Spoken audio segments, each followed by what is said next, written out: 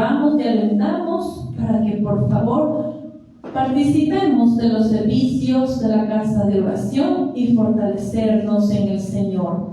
También le recordamos que tenemos una canastita de amor donde usted puede dar y bendecir con cualquier víver para ayudar a alguna familia que lo necesita. Amén. Por favor, amados hermanos, apaguemos nuestros teléfonos celulares para no interrumpir a la hora de la predicación y siempre mantengamos una buena actitud en la casa de oración. Amén. Gloria a Dios para siempre. Saludamos a los señores ministros, hermanos y hermanas que nos están mirando a través de la televisión cristiana. El Altísimo Dios les bendiga. Sean bienvenidos una vez más a su programa Contacto Teológico, apasionados por la verdad. Con ustedes, el pastor Juan José Muro, profesor de nuestra Escuela de Teología Bíblica del Ministerio de Restauración Doctrinal a las Naciones. Él cree y practica firmemente el método de enseñanza expositiva verso por verso. Vamos a pedir a la amada iglesia que por favor se ponga de pie para recibir a nuestro amado pastor.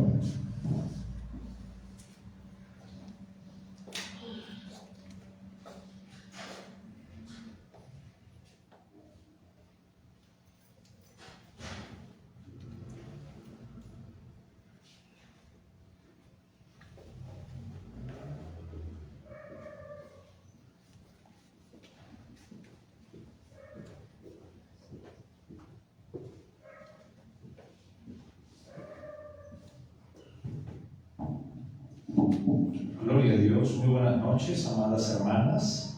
Es un gusto poderles saludar a cada uno de ustedes y también saludar a todos los que nos ven a través de la televisión cristiana, a través de su programa Contacto Teológico. Nos sentimos muy agradecidos a Dios que podamos estar estudiando juntos la palabra del Señor. Tengan todos ustedes la amabilidad de cerrar vuestros ojos para orar a Dios.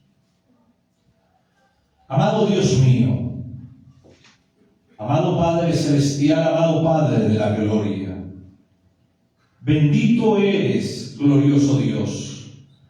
A esta hora, Padre, venimos delante de ti primeramente para darte las muchas gracias, Dios del cielo. Gracias, bendito Jehová, por permitirnos estar aquí esta noche en tu presencia.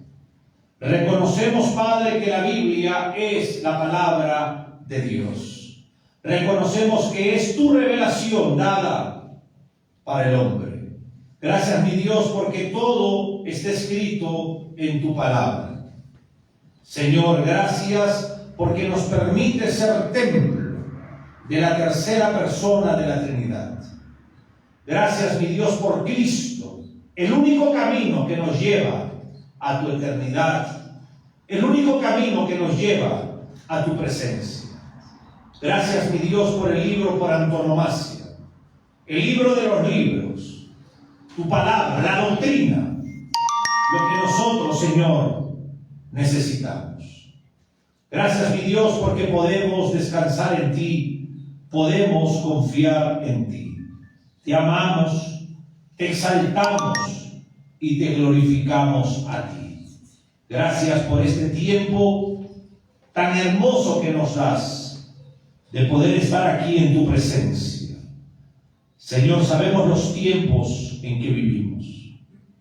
Tiempos difíciles, diferentes. Tiempos, bendito Jehová, de una gran apostasía, de mucho engaño. Donde tu palabra dice que los malos empeorarán y los que engañan seguirán engañando más y ellos seguirán siendo engañados. Tu palabra nos muestra, Dios mío, que el mundo va de mal en peor. Podemos mirarlo, Jehová, a través de las noticias del mundo. Pero sabemos también que tú tienes control y cuidado por todos aquellos que te aman, por todos aquellos que te conocen. Gracias, Padre Celestial, porque podemos descansar en tu presencia. Gracias, bendito Rey del universo. Que todo lo que hagamos sea siempre para exaltarte, para glorificarte y para poder caminar en la santidad que tú nos demandas. Te amamos, bendito Dios. Te amamos, te necesitamos. En el nombre del Señor Jesús. Amén. Amados hermanos, vamos al Nuevo Testamento, al libro de los Efesios.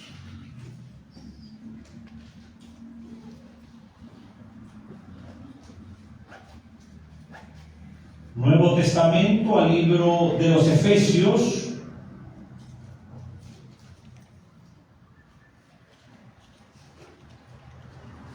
Y vamos, por favor, a leer la palabra de Dios, honrando al Dios de la Biblia, a un solo Dios en tres personas. En el nombre del Padre, y del Hijo, y del Espíritu Santo. Capítulo 1, versículos del 1 al 3. Pablo, apóstol de Jesucristo, por la voluntad de Dios, a los santos y fieles en Cristo Jesús, que están en Efeso, gracia y paz a vosotros, de Dios nuestro Padre y del Señor Jesucristo. Bendito sea el Dios y Padre de nuestro Señor Jesucristo, que nos bendijo con toda bendición espiritual en los lugares celestiales en Cristo Jesús. Palabra del Señor, y la amada iglesia puede tomar asiento.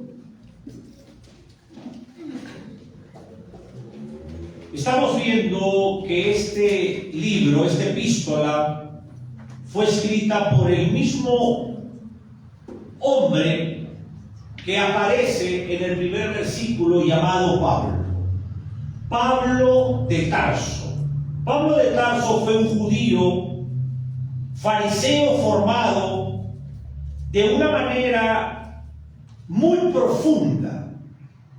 Un judío que fue formado a través de la Torá por un hombre que era un rabino reconocido conservador en el tiempo de Pablo. Se llamaba Gamaliel. El nombre Gamaliel significa Dios es mi recompensa.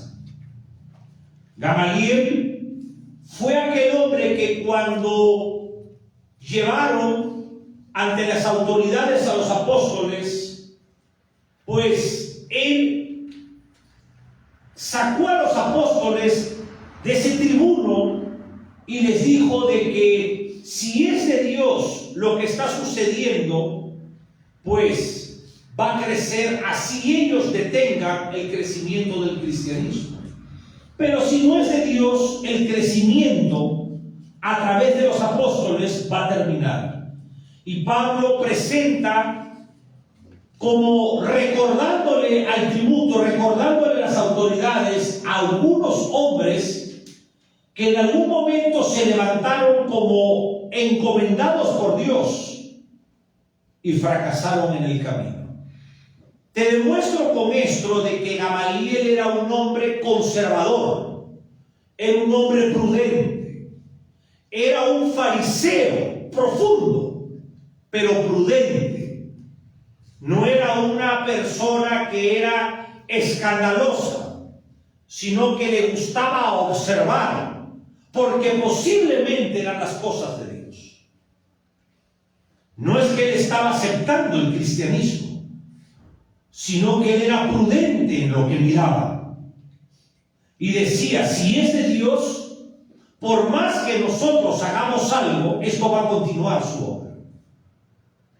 Entonces él salió de cierta manera en una defensa al principio de los apóstoles. Y Gamaliel en aquel entonces fue el hombre más reconocido como rabino maestro. Y uno de sus mejores discípulos, por no decir el mejor, fue Pablo.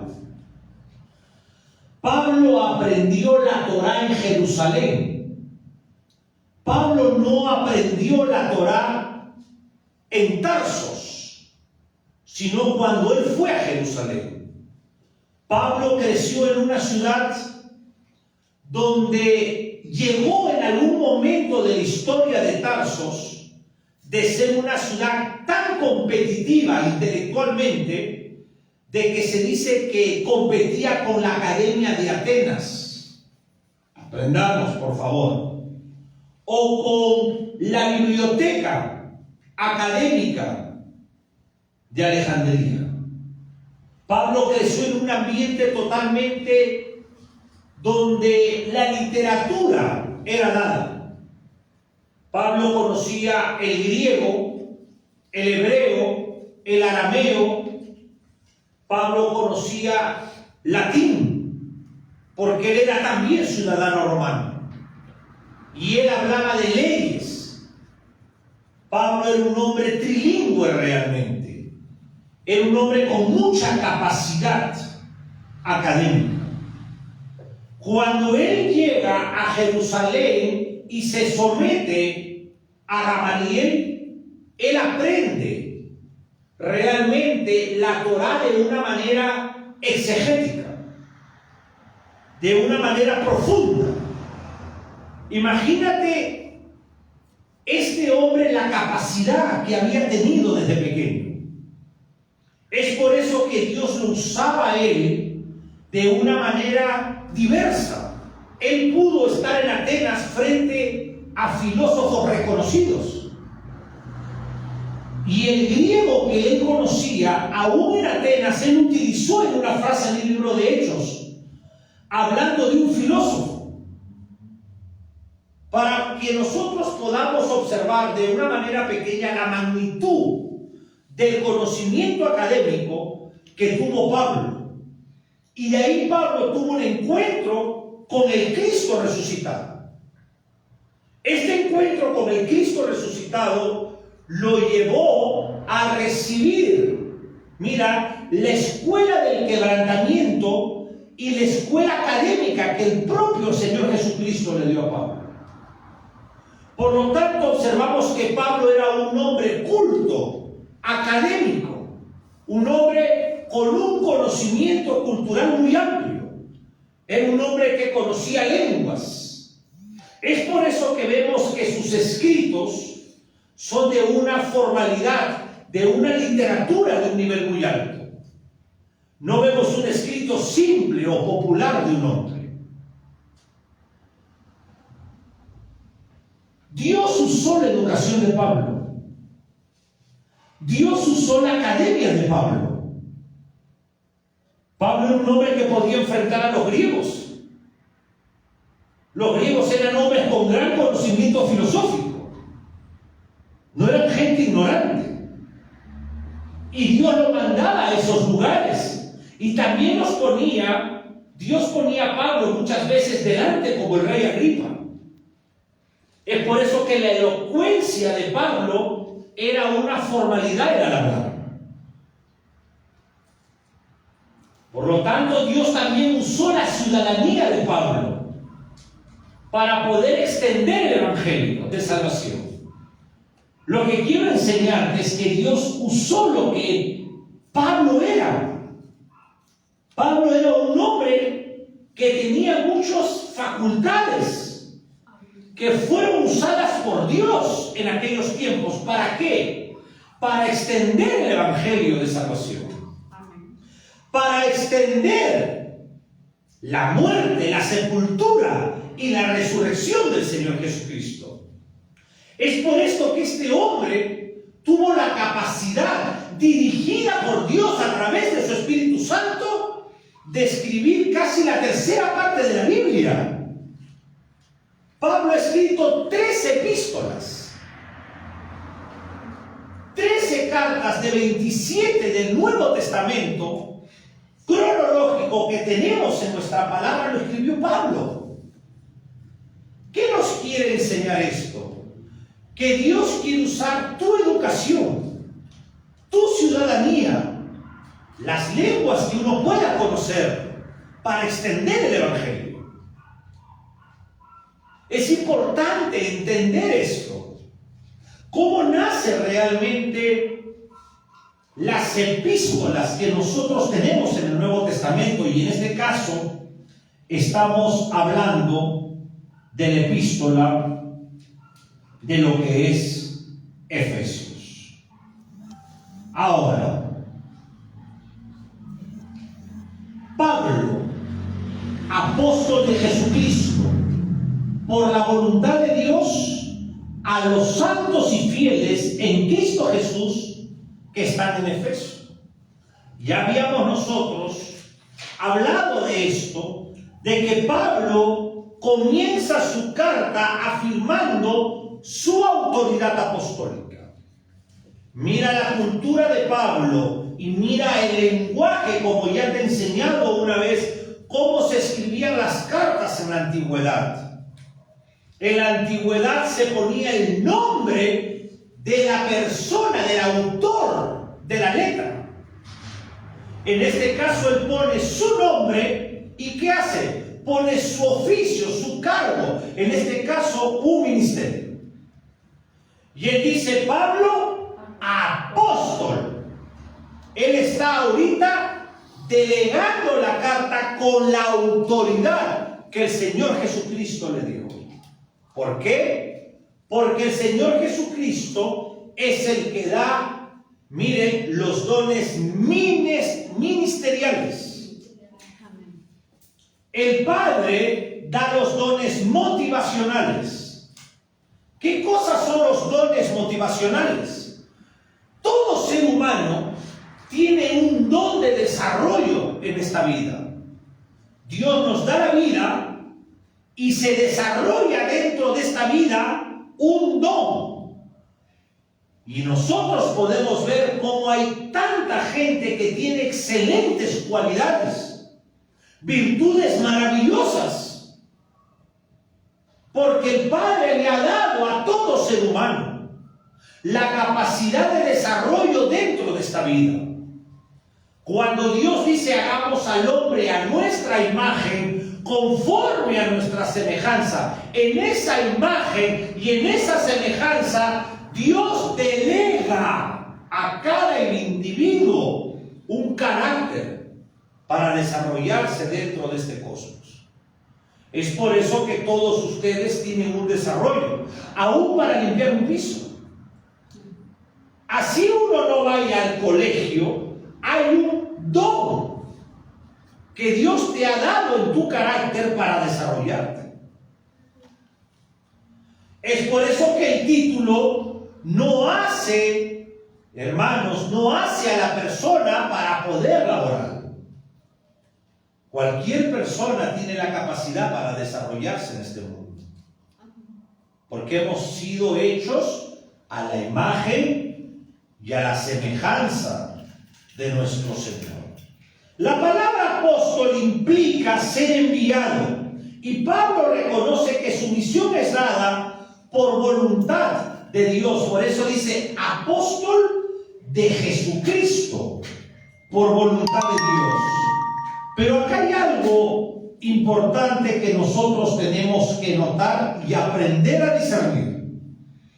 Él dice apóstol de Jesucristo y después dice por la voluntad de Dios. Acá vemos a dos personas de la Trinidad, a nuestro Señor Jesucristo y al Padre. Este versículo nos está mostrando dos personas de la Trinidad. Pablo, apóstol de Jesucristo por la voluntad de Dios. Y también está confirmando que Jesucristo es Dios. Algo extraordinario que vemos que Pablo tiene un ministerio no impuesto por hombres, pero no es un ministerio tampoco impuesto por él mismo, sino es un ministerio que por la voluntad del Padre ha sido entregado a Pablo. Pero para que este ministerio sea entregado, definitivamente Pablo ha tenido que tener un encuentro con con el Señor Jesucristo para recibir el llamado. Y es por eso que Pablo aparece aquí en la Biblia. No solamente tuvo un encuentro, sino que se desarrolló en él el ministerio por el cual él fue llamado. Tenemos la evidencia. Ahora vamos a discernir con los falsos apóstoles de ahora, que son una barbaridad de vergüenzas. Me mandaron a un personaje del ministerio de un hermanito de teología paulina, de que este supuesto apóstol, que es una vergüenza, gritando, porque la gente cree que porque grite es ungido. Si fuera así, pues mi tía sería ungida, y no es ni cristiana ni buena católica, pero grita peor que el apóstol. O sea, no tiene nada que ver. ¿Y sabes lo que dice este ignorante, ladrón de púlpitos? De que no importa la doctrina, así dijo. No importa la teología ni la Biblia. Lo que importa es el avivamiento. No importa la Biblia si no la sepas. El avivamiento es lo que importa. ¡Qué hombre tan endemoniado! Mientras que usted lee la Biblia y Dios nos demanda estudiar su palabra, conocer su doctrina, escudriñar su palabra, y no solamente ser oidores, sino hacedores de la palabra. Pero como él grita y suda como ungido, dice, entonces, ¿qué es lo que está pasando delante de él? Lo mismo que les he enseñado del libro de Daniel. Nabucodonosor es como estos apóstoles, como estos profetas de ahora, que cuando tocaren los instrumentos, todas las personas que estén cerca, sin importar la nación, por ende la cultura, ni la adoración a sus dioses, cuando escuchen los instrumentos, ellos tienen que postrarse ante la estatua que habían realizado de Nabucodonosor. Es lo mismo espiritualmente que está pasando ahora. Es el mismo trabajo de brujería y de manipulación mental. La historia de Nabucodonosor no es el comienzo de esta manipulación. Vemos cómo comenzó en la torre de Babel con Nimrod. Nimrod manipulando la mente del hombre. Y esto ha seguido hasta el día de hoy, porque las generaciones humanas han muerto, pero los demonios van de generación en generación. Tú has visto a estos hombres que son sacerdotes de Satanás con terno. Uno de ellos, este famoso Tony Camo, que es un hipnotizador. Ellos hacen lo que es la regresión.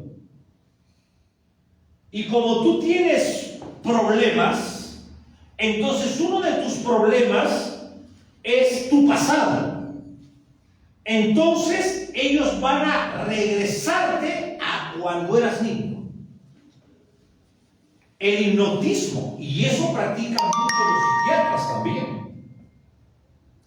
Y te comento algo, hay psiquiatras o psicólogos hipnotizadores, no son todos.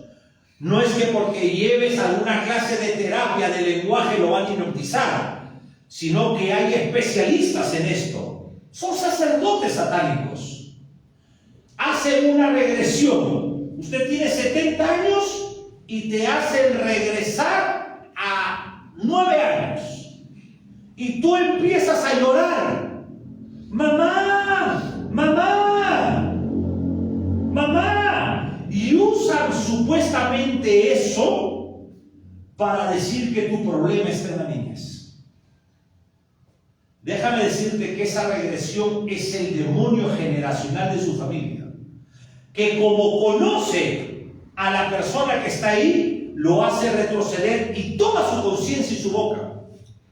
Esto es tan igual como aquellos que cargan la Biblia y no son cristianos y te tocan la puerta el sábado. Son demonios hablando por su boca. ¿O quién habla por su boca? Demonios. ¿Para qué? Para llevarte al infierno, sacarte de la verdad. Si usted no cree esto, hermana, usted está bien fracasado en el cristianismo. Así de sencillo es. Toda persona que te hable en contra de la Biblia es porque tiene el espíritu del anticristo. Los demonios toman su mente, aún su boca, como el gadareno. ¿Qué tienes contra nosotros? ¿Cómo te llamas? Legión. Los demonios hablan por la boca. ¿Te diste cuenta? Ahora, el último de los apóstoles es Pablo. Él es el último de los apóstoles. Y posiblemente él sea el apóstol número 12 y no Matías. Porque nadie le ordenó a Pedro ni a ninguno que estaban en el aposento alto hacer una suerte para ver quién iba a ser el seguidor de Judas Iscariote. Tanto así que Matías ya no vuelve a aparecer.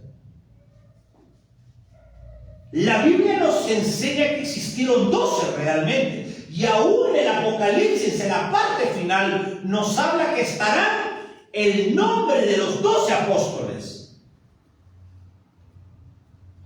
Y Pablo es un apóstol directamente llamado por Cristo, pero resucitado.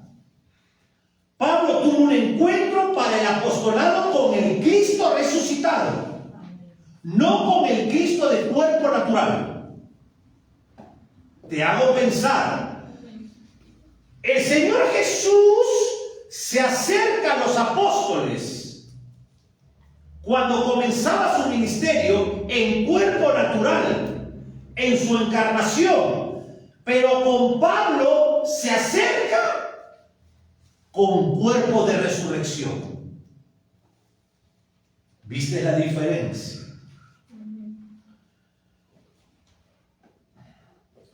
Pablo se dirige acá a los cristianos en Efeso y les llama los santos, los apartados. Acá podemos ver que señala, mira, el carácter realmente extraordinario de una sana teología. Vemos que Pablo se identifica, vuelvo a recalcar, no por mérito propio. Regreso al principio, porque él dice, por la voluntad de Dios, no porque yo quise. Es muy profundo cuando uno escudriña la teología. Lo hemos leído, pero te doy entendimiento. Mira qué interesante. Pablo no se identifica, yo soy el apóstol por mí. Yo soy el apóstol porque el pastor me hizo apóstol, o porque otro apóstol, o porque yo hice obras. Sino que él se identifica como apóstol por voluntad de Dios, no por mis méritos, no por mis fuerzas, sino por un llamado divino. Por lo tanto, los ministerios no son por fuerzas, sino es por llamado divino. Eso es lo que quiero enseñarte. El Señor lo llamó, fue su voluntad de tener un ministerio.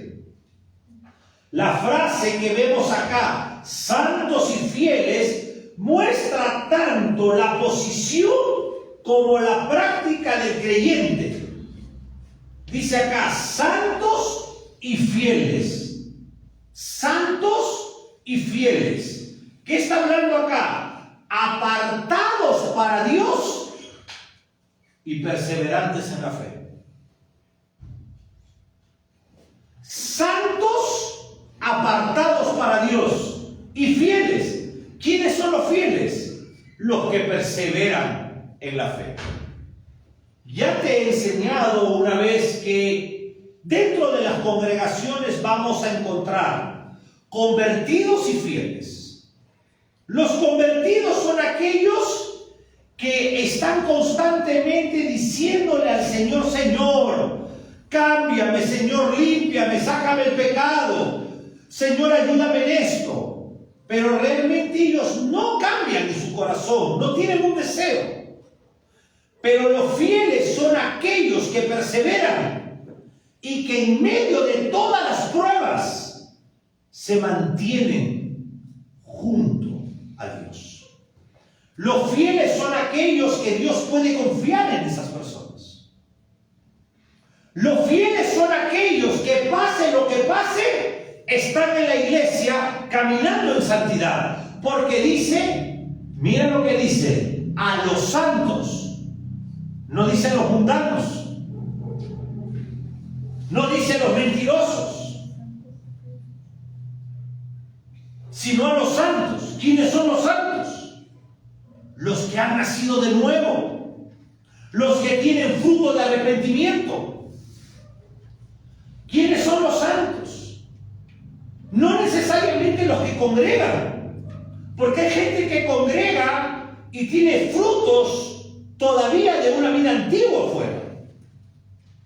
Los santos son aquellos que han nacido de nuevo, que se han convertido del reino de las tinieblas, de la inmoralidad, del mundo oscuro, a la luz de Jesús el ungido.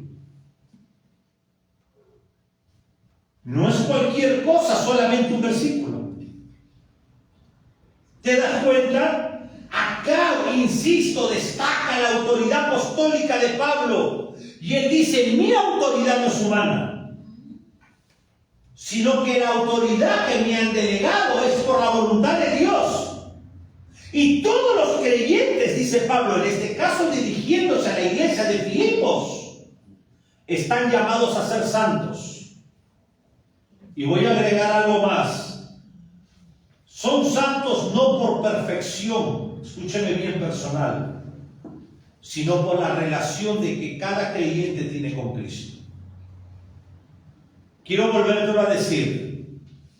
Cuando Pablo dice a los santos y fieles, no está hablando a aquellos hombres que se sienten que ellos están haciendo algo para santificarse, como que hago las cosas perfectas porque soy santo. No. Pablo está hablando de esta santidad que solamente la puede tener cada cristiano conectados con Cristo. Solamente con Cristo podemos encontrar la santidad. Y la única manera de encontrar la santidad con Cristo es teniendo una comunión con Cristo. Si no tenemos una comunión con Cristo, ¿cómo podemos ser santos? La comunión con Cristo a uno lo cambia. A uno lo cambia. Si tú no cambias es porque no tienes comunión con Cristo. Así de sencillo es esto. Acá no hay nada que inventar. Recuerda los fieles, los creyentes, subrayando esos fieles, esa confianza en Cristo, que en medio, hermanos, de las pruebas, en medio de las pruebas, siempre, hermanos, el Señor va a proteger a los que son fieles a Él. Mira, hermanos, el enemigo, cuando toca un matrimonio o toca una familia, es verdad que la destruye. Puede llevar a un punto de estar a un nivel de haber firmado los documentos del divorcio, o los hijos en droga o en el alcohol. Eso es una fuerte atadura. Pero si uno se mantiene fiel, va a llegar el momento que Dios intervenga en su soberanía y destruya la obra del diablo. Es verdad que esto puede tomar años, porque es el pecado de uno, o de un matrimonio, o de una familia que los ató. No es responsabilidad de Dios, es responsabilidad de uno. Hermano, si un hombre y una mujer se desvía, adultera, tiene hijos extramatrimoniales, eso es muy difícil de desatar. Es muy difícil. Si un hombre o una mujer se mete en adulterio, se mete en las drogas, es muy difícil desatarlo. Toma años. Porque es la maldad de uno. No es una mentira, no es una manipulación del momento. Es encadenarte. Solamente Dios lo puede hacer. ¿Cómo puede cambiar esto? Siendo fiel. Tú eres fiel en todo. Señor, yo soy fiel a ti. Uno puede orar diciéndole, Señor, tú me conoces, yo soy fiel a ti. Yo oro por mi matrimonio, yo oro por mis hijos, yo soy fiel a ti. ¿O qué pasa? ¿Por qué si tu palabra dice que restauras el matrimonio, que restauras a los hijos, aquellos que te honran y te aman, qué pasa? ¿Por qué no sucede? No estamos desafiando al Señor al preguntar, no. Porque somos fieles, somos humildes. Porque somos fieles, dependemos de Él. Porque somos fieles, tenemos la confianza para hablar de una manera humilde, piadosa, no desafiante, no con orgullo. Esos no son fieles, pues. Habla a los fieles. El fiel puede preguntarle con amor, porque te sientes vacío en tu corazón. Acá vemos una forma extraordinaria en la cristología, cuando dice acá, Pablo, apóstol de Jesucristo. Mira, acá viene la cristología. Por la voluntad de Dios, a los santos y fieles en Cristo Jesús. Acá está la doctrina de la cristología. Pablo reconoce a Jesús como el Mesías y lo presenta al Mesías ligado a la autoridad que confiere la misión apostólica.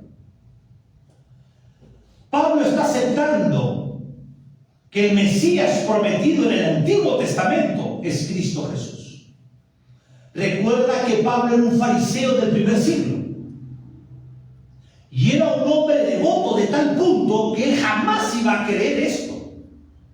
Si no fuera que porque tuvo el encuentro con el Cristo resucitado, él no hubiera podido salir del nivel de religiosidad que él tenía. Tu hermano, ¿cómo va a salir de su nivel de idolatría y de religiosidad? Solamente teniendo un encuentro con el Cristo resucitado como lo tuvo Pablo. Más aún en el cuerpo de la carta de Pablo, es importante, atribuye a Cristo las prerrogativas divinas. Por ejemplo, vamos a seguir estudiando poco a poco cómo Pablo exalta a Cristo en su señorío. Y ese señorío hace de que el lector pueda mirar que Cristo es Dios. Eso es la cristología. Esto subraya que la misión apostólica procede del Señor resucitado y exaltado por Pablo. Acá Pablo está demostrando de que Jesús, el Mesías del antiguo pacto, que se le presentó camino a Damasco, es Dios. No lo pudo negar. Y ahora, ¿cómo pueden negar las sectas o religiones que Jesús no es Dios? Y Pablo, que lo rechazaba, tuvo su encuentro con él y declara acá en la cristología que él es Dios. Y no solamente vemos acá cristología, sino que vemos soteriología. Miren, hermanos, aquí está la doble fórmula. Por eso yo digo acá, Cristo, Jesús. Acá Pablo introduce un tema paulino central. El creyente en Cristo. Mira, el ser santo es ser apartado en virtud de la obra redentora de Cristo. Ya te demostré la cristología, que Pablo está demostrando que el Mesías es Cristo. Te lo demuestro ahora en la exégesis verbal.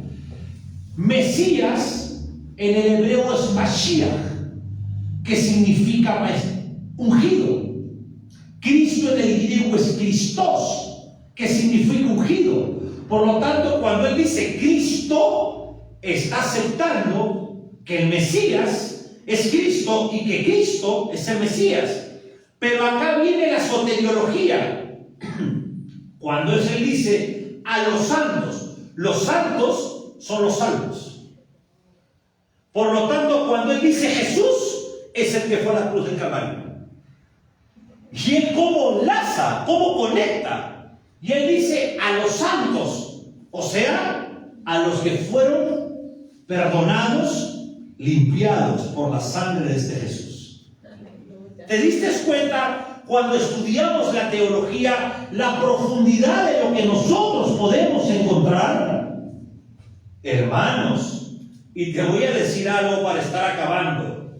Más adelante dice que el Espíritu nos sella, mostrando Pablo acá mismo la Trinidad. Habla del Padre como Dios, habla de Jesucristo como el Hijo, y más adelante habla que somos sellados con el sello del Espíritu Santo. No se puede negar la Trinidad por ningún lado. Al contrario, hermanos, esto realmente nos demuestra que el único Dios vivo y verdadero, pues, es un solo Dios en tres personas. Por lo tanto, Efesios, de manera típica del corpus paulino, escúcheme bien, mantiene las distinciones personales: el Padre, el Hijo y el Espíritu Santo. Y Efesios nos demuestra que aparecen en roles diferentes, pero en unidad. Por ejemplo, un cuerpo, un espíritu, un Señor, un Dios y Padre para todos en Efesios 4, que lo estudiaremos más adelante. Por ejemplo, la Escritura entonces presenta tres personas distintas que cooperan las tres en la obra de salvación. Es por eso que la epístola de Efesios es una epístola fundamental para la iglesia cristiana. La epístola de Pablo a la iglesia de Efeso, y para nosotros también, forma lo que es la doctrina de la eclesiología. Muy bien, vamos a quedarnos acá para continuar el otro martes, Dios mediante, estudiando verso por verso, o sea, desatando la teología de Pablo. Eso nos va a ampliar nuestra mente. Venimos a estudiar la Escritura, a llenarnos de su palabra, a llenarnos de su conocimiento y aplicarlo en nuestras vidas. Está clarísimo la aplicación pastoral. Los santos son los salvos. Somos santos por la sangre impecable de nuestro Señor Jesucristo en la cruz del Calvario. El que es santo no practica pecados abominables y no practica esos pecados de la vida antigua. La aplicación pastoral, autoexaminarnos. ¿Cómo estamos nosotros delante del Señor? ¿Cómo nosotros realmente nos presentamos? Porque delante de Dios no hay nada oculto. Porque tarde o temprano Dios saca las cosas a la luz. Siempre. Solo es tiempo. Y también este versículo nos enseña a discernir sobre un verdadero apóstol llamado Pablo con estos mentirosos que ahora se han autopromocionado para robar a personas, no al pueblo evangélico, porque el pueblo evangélico es un pueblo santo y el pueblo santo no se deja robar por demonios. Está claro, le roban a sus compinches espirituales. Me dejo entender. Esa gente tiene el pueblo y ese pueblo tiene a ese falso que quiere tenerlo. Si nosotros estamos sellados con el amado Espíritu Santo, ¿cómo nos va a robar el diablo? ¿Te diste cuenta? Pero a ellos les engañan porque pertenecen a la misma sinagoga de Satanás. Gracias a Dios que Ambato tiene una iglesia de sana doctrina. Eso es lo principal. Gracias al Señor que tenemos una iglesia donde enseñamos la teología sana, pura. Queremos agradecer profundamente a cada uno de los que nos ven por la televisión cristiana. Que la gracia, ese regalo que el Padre nos da a través del Hijo, esa gracia, esa salvación y la paz, porque la gracia nos reconcilia con el Padre, sea dada a vosotros. El pastor Juan José desde Ambato, Ecuador. Vamos a ponernos de pie.